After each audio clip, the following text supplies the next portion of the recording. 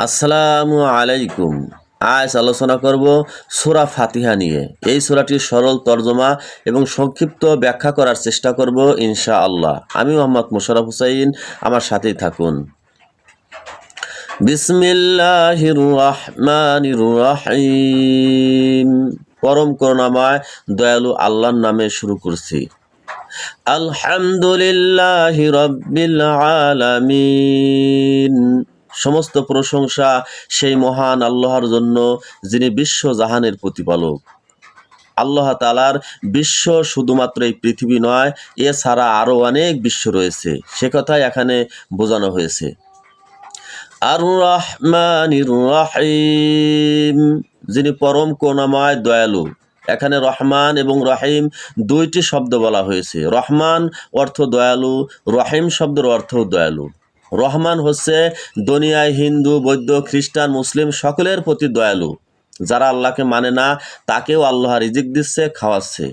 অপরদিকে যারা আল্লাহকে মানে তাদেরকেও রিজিক দিচ্ছে। আর রহিম দয়ালু, পরকালে শুধু তাদের প্রতি দয়ালু হবেন যারা মুসলিম, আল্লাহর একত্ববাদে বিশ্বাসী ছিল, আল্লাহওয়ালা, তাদের প্রতি আল্লাহ তাআলা দয়া দেখাবেন। অর্থাৎ সেই অর্থে এখানে রহিম ব্যবহার করা হয়েছে।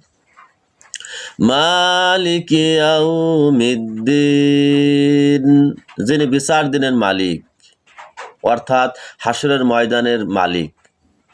ইয়াকা না'বুদু ওয়া ইয়াকা নাস্তাঈন, হে আল্লাহ, একমাত্র তোমার ইবাদত করি আর তোমার কাছেই সাহায্য চাই।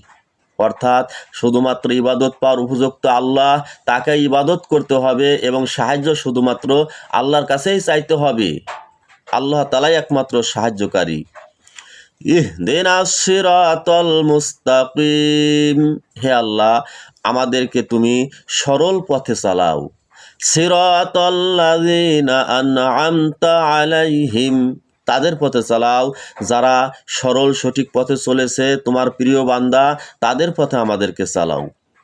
গায়রিল মাগদুবি আলাইহিম ওয়ালাদ-দাল্লিন, তাদের পথে চালায়ও না যারা গোমরাহ হয়ে গেছে, যাদের উপরে তুমি গজব দিয়েছো, তাদের পথে আমাদেরকে চালায়ও না। আমিন। হে আল্লাহ, আমার এই প্রার্থনা কবুল করুন। প্লিজ সাবস্ক্রাইব এবং লাইক করুন।